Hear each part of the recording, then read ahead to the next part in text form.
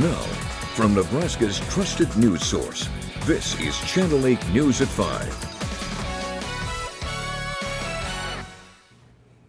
Coming up tonight, the details on a controversial bill being debated at the Capitol concerning physical restraint of students. Also tonight, Lincoln Fire and Rescue practice life-saving skills today at Holmes Lake to be ready if someone falls through the ice. But first tonight, I do have a wait list that people are generally on there for about a year to a year and a half. Nebraskans are concerned about the lack of affordable housing. Good evening, everyone, and thank you for joining us. And that's why some cities are trying to take action to tackle the problem. Tonight, Channel 8's Jatine Tinsley has more on how York County is facing the housing crisis head on. Jatine?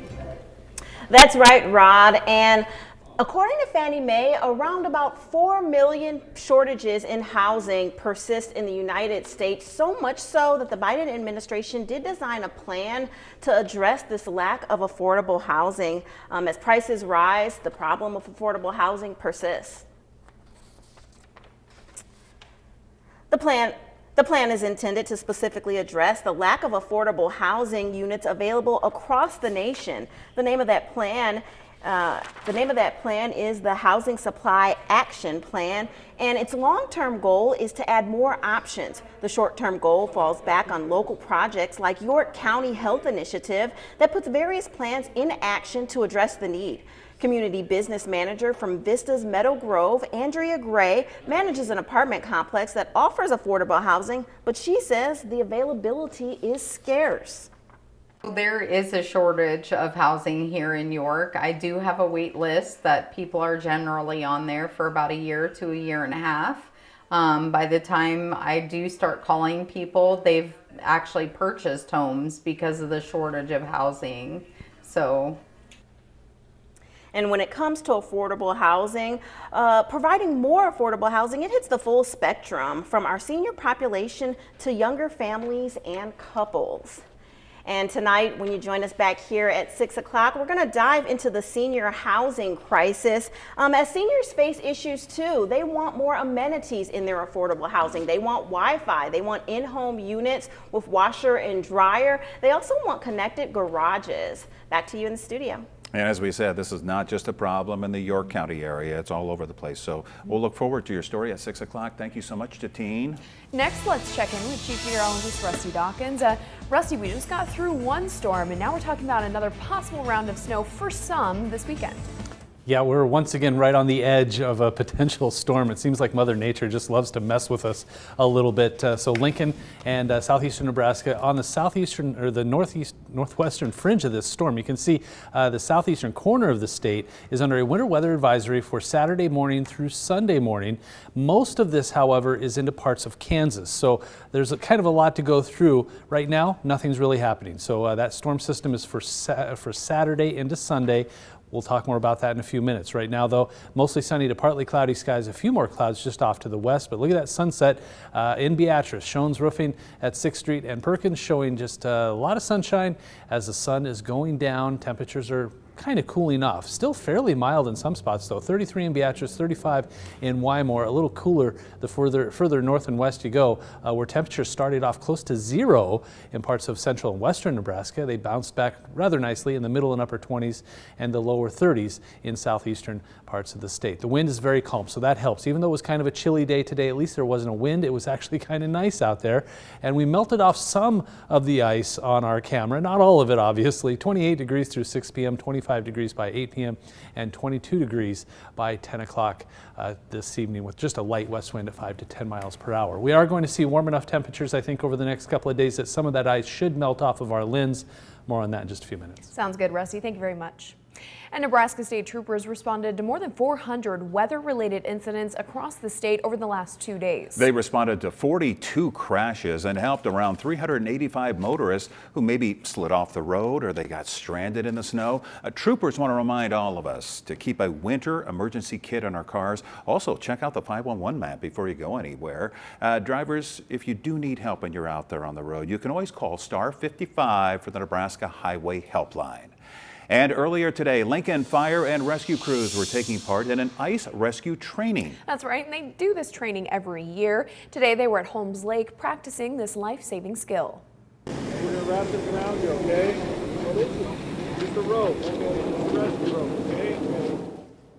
With temperatures in the upper 40s and a sunny day today, it was a perfect day for crews to train on the ice. LFR members put on special full-body ice rescue suits that are insulated and completely waterproof. They have members of the crew go in the water and be the victim, while others work to get them out of the freezing water. So what should you be aware of when going out onto the ice? Pay attention to the ice conditions. If it's been a freeze-thaw cycle that weakens the ice, the thickness of the ice, as you can see today around the shore, tends to get thinner faster than actually out there. If you do go out there, they have these things called ice picks. You can wrap around your neck and then you can make yourself rescue, make it easier. Captain Endicott also recommends to tell someone when and where you're planning to be if you're going out onto any ice, especially if you're going somewhere rural. If you do fall through the ice, he says to keep calm and hold on to the ice shelf if you can't fully get yourself out. And firefighters jumped into action after a call came in on a garage fire near downtown Lincoln. It was near 11th and F this afternoon. Well, it turns out it was just steam coming off the roof of the garage as the sun was melting some snow. It was realistic enough that officials on the scene actually thought that maybe there was a fire, so they checked it out. Fortunately, after surveying the area, as you can see they're doing right there, they were able to leave. Now, new details on a house fire last night in Lincoln. It caused quite a bit of damage. It started around 9:30 p.m. near Northwest 4th Street and West Belmont Avenue. Crews arrived to heavy smoke and flames at the back of the house. They say the fire was contained to the enclosed porch and exterior of the home. LFR says 4 people were inside when the fire started, but thankfully no one was hurt. No word yet on what caused the fire. There is $175,000 in damage. Several cars were involved in a crash in a parking lot at Southeast Community College here in Lincoln this morning. Officials say a driver drove through a stop sign, hitting another car, and that caused somewhat of a chain reaction. Thankfully, there were no serious injuries. A man is behind bars for his 5th DWI offense. Deputies say 26-year-old Grant Gregory's vehicle was found in a ditch near Northwest 42nd and Old Woodland Road. Deputies say Gregory has had several run-ins with the law, including driving with a suspended license. He was booked again for his 5th felony DWI offense and careless driving. Now down to the Capitol, a bill introduced this legislative session would allow school staff to physically restrain students. Channel 8's Veronica Barreto joins us live here in the studio with more on the bill's language and organizations who are opposing it. Veronica. Bill 811 was introduced by Senator David Merman. It would authorize all school personnel to use what it calls a reasonable physical intervention on students. Merman says that these interventions should be done to safely manage their behavior as long as their actions are reasonable. He says that the bill includes training for teachers and staff. The ACLU says that Nebraska statutes already say when school staff may take action at a different situation with students. They say the bill is not necessary. The only way a teacher can use physical intervention for a student, or I guess any school personnel can use physical intervention, is if the student is presenting a danger to themselves or someone in the classroom. The particular concerns the ACLU has with this bill is first that the physical intervention term is undefined. Second, that it grants immunity to teachers who use this alleged physical intervention. The ACLU says another concern is that students with disabilities are treated far more harshly than their peers. Senator Merman says he had many discussions with disability advocates and says he has made modifications. This bill will go next to committee hearings. For more information, you can visit KLKNTV.com. All right, Veronica, I know you'll have more on this at 6 o'clock as well. Thank you so much. Several groups got together today to support a bill allowing ex-prisoners to be able to vote sooner. In Nebraska, a person convicted of a felony has to wait 2 years to vote after they're released. One bill would do away with any waiting period. Another would let anyone vote unless they were convicted of treason. People with felony convictions are counted in the census and taxed like any other citizen in Nebraska. This is taxation without representation. But to get people engaged immediately is a way that we can reduce the recidivism. And right now we are spending a lot of money on our prison system. And it's one way that we can cut that down. The two voting bills come from Senators Michaela Cavanaugh and Justin Wayne, both from Omaha. In 2005, Nebraska adopted the policy for the 2-year period, which many says creates confusion. In national news now, President Biden finally broke his silence on the classified documents found in his possession. He's insisting he and his team are doing everything by the book. But Republicans are demanding answers to why the initial discovery of the documents was kept from the public until after the midterms. This is why there's such hypocrisy behind the Bidens. Once again, something big that comes forward prior to an election where they kind of keep it quiet, where the American public could actually have a say in it. Now, Representative James Comer, chair of the House Oversight Committee, is asking questions too, demanding to know about any donors who might have had access to the Biden Center office. But President Biden says he has no regrets about how they've handled things. We found a handful of documents were filed in the wrong place. We immediately turned them over to the archives of the Justice Department. There's nothing there. I have no regrets. I'm following what the lawyers have told me they want me to do. It's exactly what we're doing. There's no there. And the White House says they will continue to cooperate with the investigation now conducted by Robert Hur, who was appointed as special counsel by the DOJ when a second set of documents were found at the president's personal home. And coming up, while the state saw lots of precipitation these past few days, the concern of dry weather and wildfires in Nebraska is still on a lot of people's minds. What some Nebraskans are doing to prevent future fires after the break.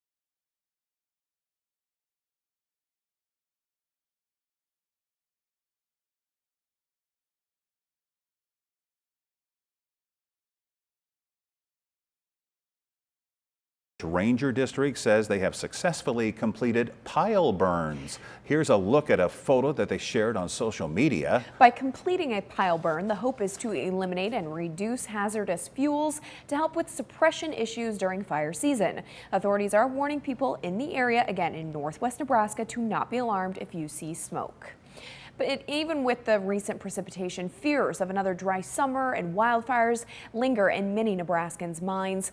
Already, preparation and prevention are top priorities across the state. Now, back in 2010, Bob Harold, a volunteer firefighter in Broken Bow, started a business, and he's been helping prevent wildfires in Nebraska ever since and across the country now for 13 years. But he says he's just a small part of wildlife prevention. Keeping our grasslands healthy should be our first concern. We need to get the message out there about invasive species and taking care of our grasslands, taking care of our habitat, because once it's gone, it's gone. The wildfires in Nebraska are intensified by the highly flammable eastern red cedar. And the next step in prevention is government funding for burns and fires. Now, your Storm Alert team forecast with Chief Meteorologist Rusty Dawkins. So looking ahead briefly, want to just kind of point out that things are going to continue to be on the cool side. The next 5 days look to be cooler than average, and so do the next 6 to 10. It's not going to be extremely below normal. It doesn't look like that chance is high, but the further west you go, the better chance for colder air. But a chilly 6 to 10 day outlook is in front of us. So if you're hoping for a warm up down the road, doesn't look like that's going to be the case. Did someone turn off the lights at Honda of Lincoln? I think they did. South 27th and Yankee Hill Road. Sometimes the cameras work, sometimes they don't. I'll give it a second because it's a good sunset. I know it is. All right. That's too bad. Well, I'll see if I can get that back to us later on. Yankee Hill Road at 34 degrees, 33 at the airport, 34 at Firth. Temperatures in the 20s a little further west, 25 in York, and this is where the snow fell. And a very cold start to the day. This morning it was weird. It was 30 degrees in Lincoln and single digits to around 10 or 12 in York. I mean, there was cloud cover and no cloud cover. It was a strange setup early this morning. But temperature-wise, we're in the 30s. Very light south wind at maybe 5 miles per hour, 7 in Omaha, only 3 in Aurora and Hastings. And if you know anything about Nebraska, when you see winds like this, you take advantage because it doesn't happen very often.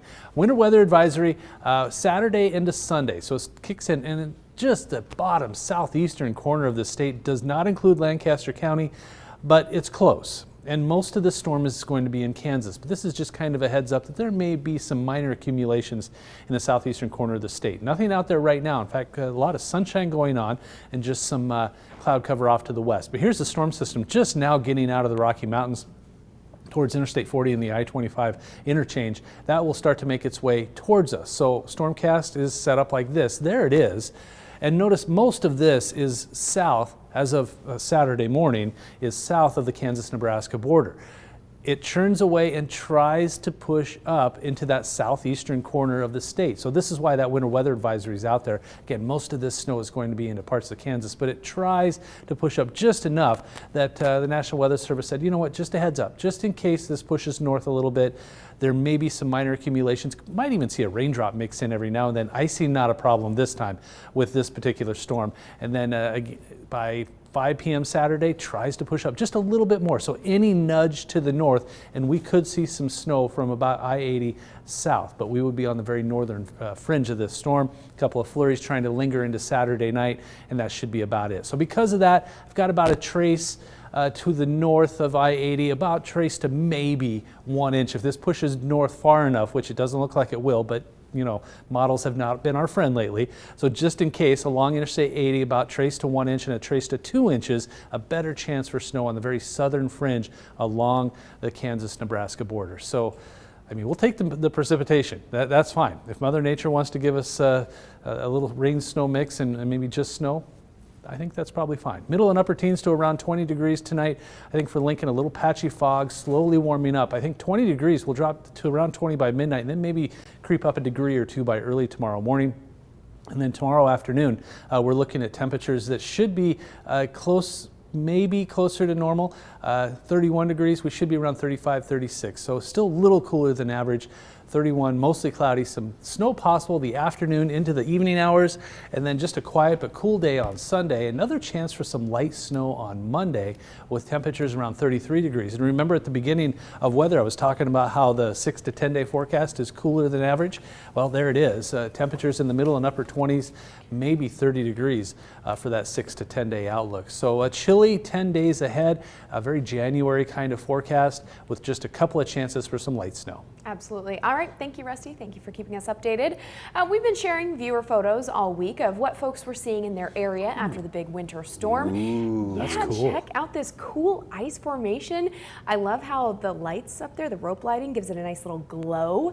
It's on the roof of the Roundup Bar and Grill in Indianola. Trevor Hyatt sent us this picture, so thank you very much, Trevor. I'll tell you what, our viewers, I've said it before, I'll say it again, they are great. We love your pictures. You can always send them through our website, klkntv.com, and also on our social media sites like Facebook, so we definitely appreciate it. I hope no one's under it when it falls. Oh yeah, get out of the way. Yeah.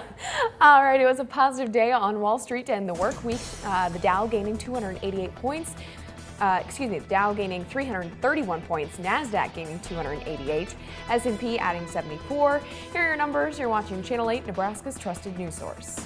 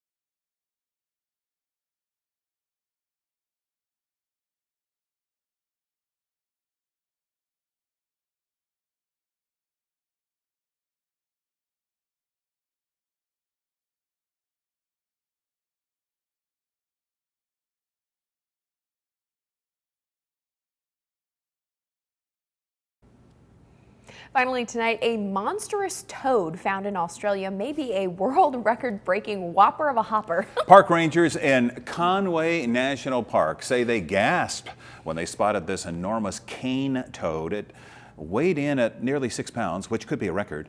Shared images of the discovery on Twitter got a lot of reaction and solidified the nickname Toadzilla. Nice. Rangers towed the Titanic toad away, citing it as an invasive threat. Look how well it blends into the ground there. Right. Great camouflage. That is a big toad.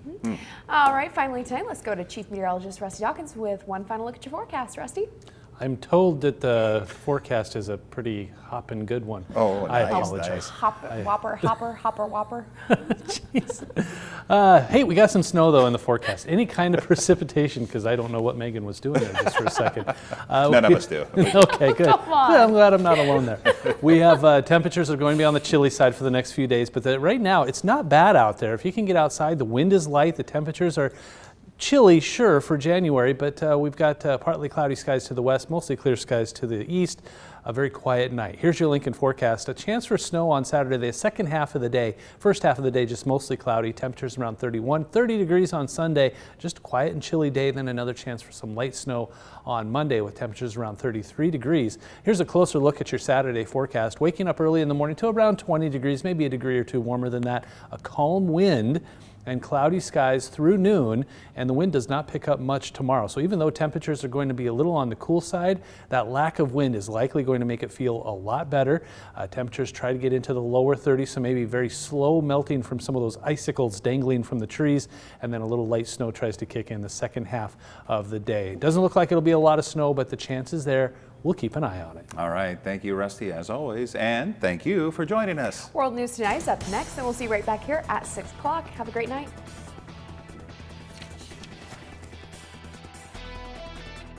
With the Channel 8 News mobile app, you'll be the first to know. Get alerts about breaking news and weather, all in the palm of your hand.